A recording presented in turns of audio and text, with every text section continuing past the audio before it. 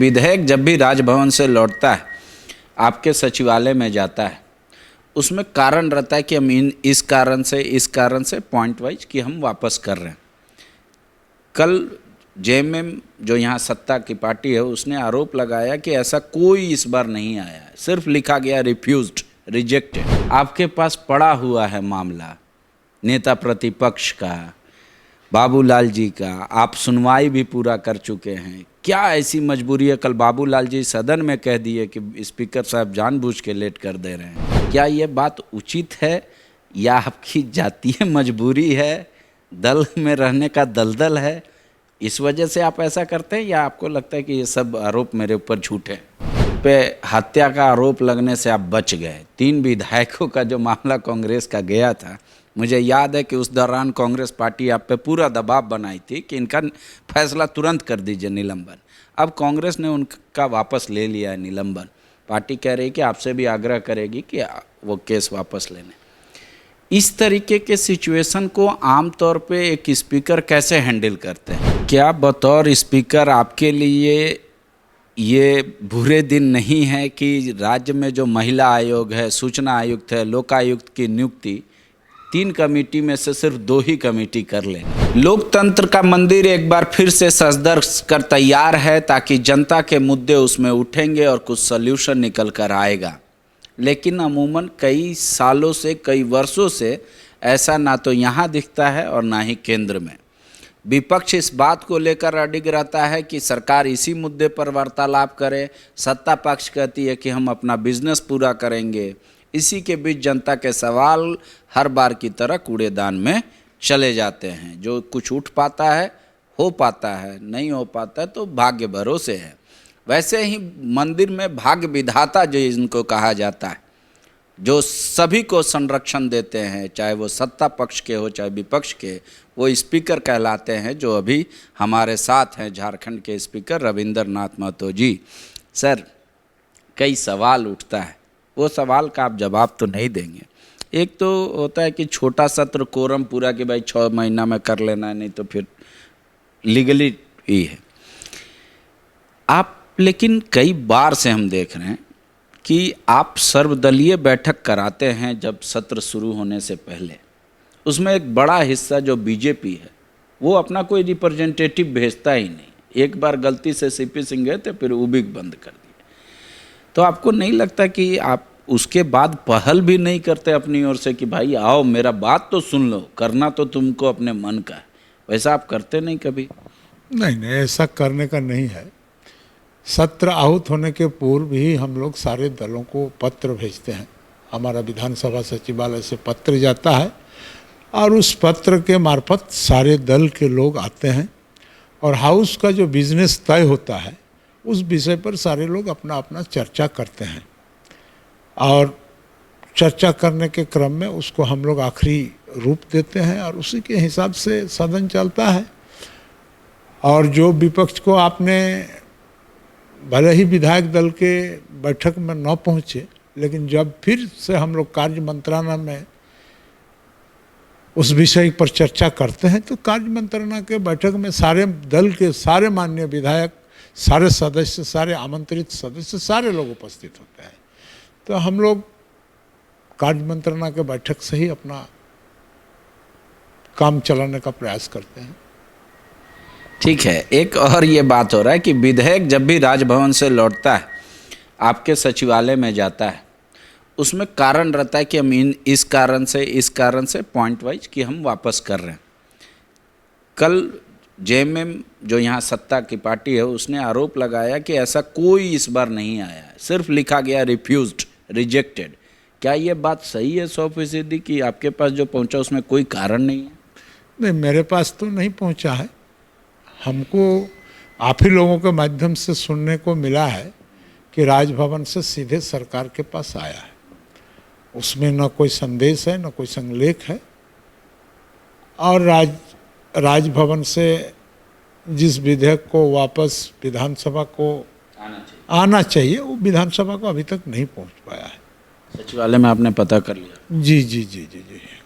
तो ये क्या कैसी परंपरा है? अगर आपको छोड़ ये सब अगर पॉलिटिक्स से हट भी जाए तो ये कैसी परंपरा की शुरुआत हो रही है? क्योंकि यहाँ पे द्रौपदी मुर्मू जी को भी देखा गया, जो अब राष्ट्रपति हैं, उनका भी पॉइंटर वाइज आता था और मतलब एड्रेस किया जाता था विधानसभा को, अब नहीं हो रहा है, तो क्या माने इसको? देखिए, इस माने के विषय में मैं तो आपको बहुत ज़्यादा नहीं बता सकता हूँ। अब राजभवन का विषय है और राजभवन के विषय में हम न दखल अंदाज ज़्यादा करते हैं, न हस्तक्षेप ज़्यादा करते हैं। लेकिन जो सामान्य परिपाटी के बारे में आपने कहा वो ठीक ही कहा कि सामान्य तौर पर जो भी विधेयक वापस आने का होता है वह विधानसभा पर आते हैं और फिर विधानसभा से सरकार के पास हम लोग भेजने का काम करते हैं। आपने भी कुछ एक ऐसा फैसला ले लिया है कि बीमारी है तो उसको ठीक करने की जगह करे कि वो अंग ही काट के फेंक दो। शायद आपने एक ऐसा निर्णय लिया कि विधेयक हम हिंदी में ही भेजेंगे। अब सरकार और राजभवन पे छोड़ दिया कि अंग्रेजी में करना है ट्रांसलेट तो कर लीजिए, क्योंकि ये कई बार विवाद का मुद्दा बना है कि अंग्रेजी और हिंदी हूबहू नहीं है। तो ऐसा निर्णय क्यों लिया? हो सकता है आपने उतना समय दे दिया राजभवन को कि फिर उस मुद्दे को सुर्खियाँ बने और फिर वापस हो जाए कि भाई अंग्रेजी का कॉपी साथ में भेजें। देखिए, ये हमने राजभवन को कोई स्पेस नहीं दिया। मूलतः हमारे विधानसभा के अंदर में जो भी विधेयक आता है विधानसभा के टेबल पर, वो हिंदी का ही आता है। तो हिंदी का जो विधानसभा में पास होता है, पारित होता है, वही अधिकृत विधेयक हो गया। और उसके बाद अंग्रेजी में लोग, चूँकि कोर्ट का लैंग्वेज अंग्रेजी है, इसलिए लोगों को अंग्रेजी में अनुवाद करने की आवश्यकता होती है, तो लोग अपना उस हिसाब से करते हैं। लेकिन मेरे विधानसभा के फ्लोर में जो पास होता है वह हिंदी भाषा से ही होता है। लेकिन सवाल तो उठ रहा है ना, आप ट्रांसलेट नहीं कराएंगे तो क्या पेपर का कमी है आपके पास, आदमी का कमी है, या आप पचड़ा में नहीं पढ़ना चाहते अंग्रेजी हिंदी का?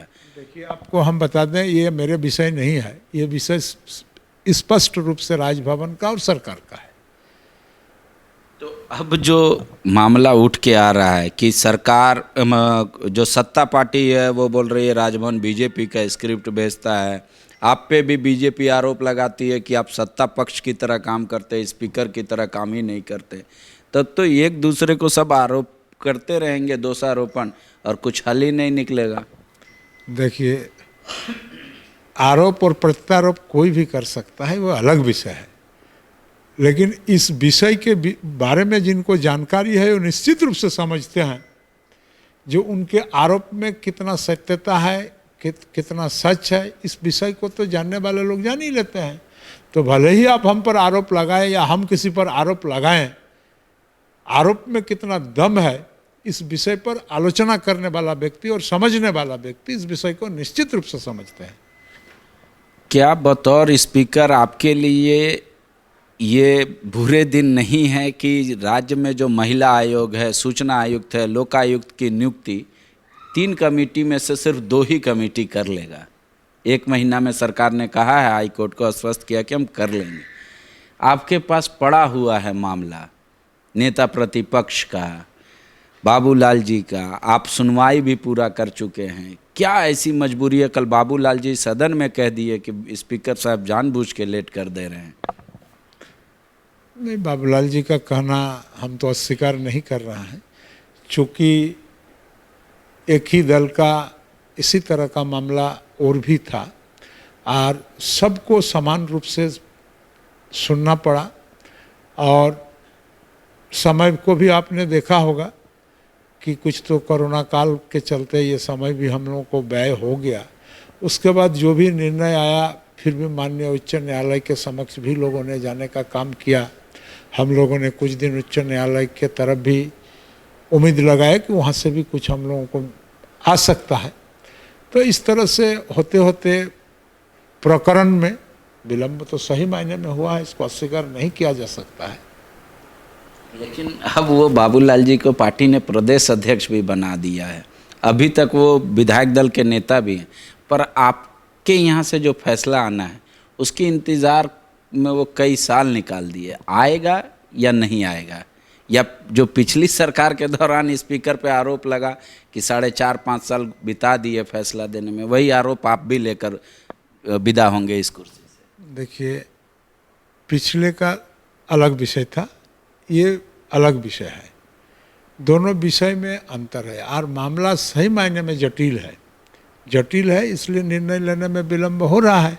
हम लोग तो हमेशा प्रयास करते हैं। कोर्ट के समक्ष में भी उस दिन इस विषय आया, आपने देखा कोर्ट में भी इस पर बहस हुआ, इस पर बातें क्षण के कोर्ट से भी बहुत बात निकल के आया। तो चूँकि मामला में सही मायने में पेचीदगी के चलते ही विलम्ब हो रहा है। महाराष्ट्र हाईकोर्ट में शिवसेना का इसी तरीके का मामला आया तो उस पर कई सारे ऑर्डर पास हो गए। उसमें कहीं है कि भाई अगर चुनाव आयोग कुछ कर देता है पहले स्पीकर से पहले तो वो मान्य होगा, दल बदल मतलब जहाँ 10वीं अनुसूची नहीं लागू।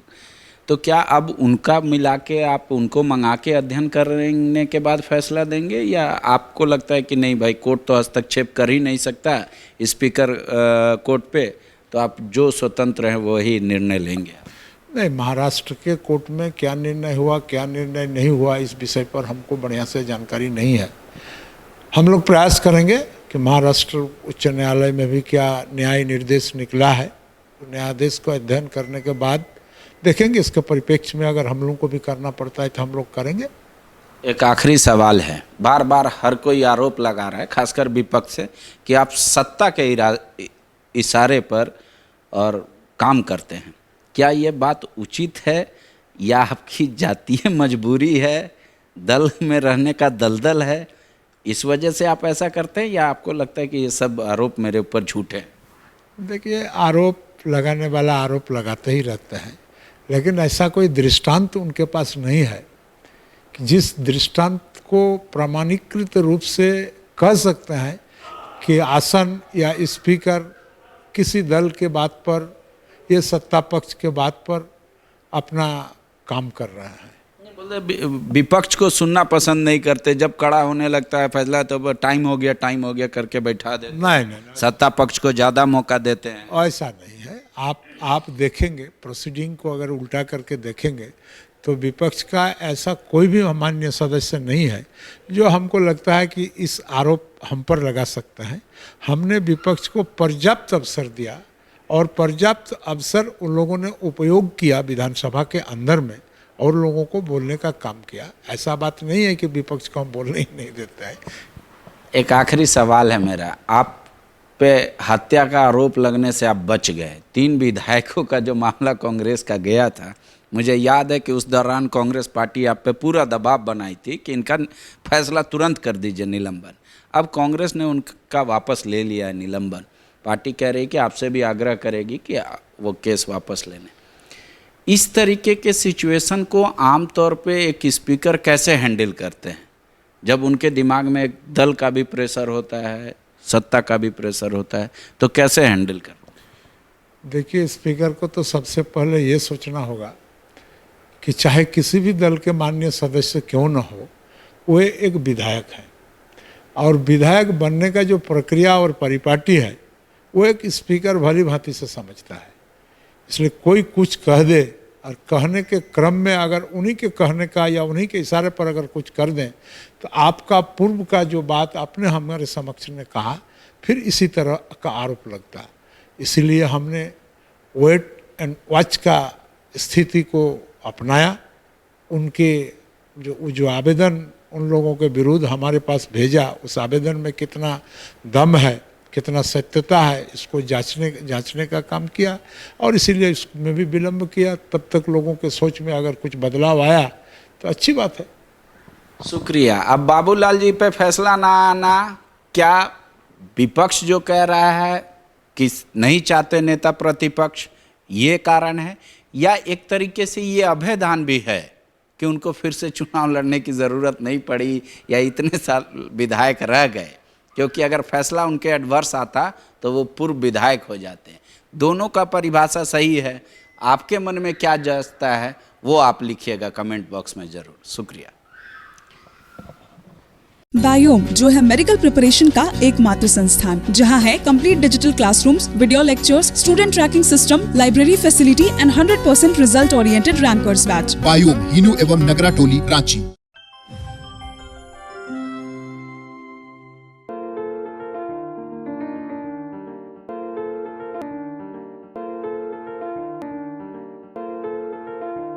thefollowup.in. Like, share, and subscribe. www.thefollowup.in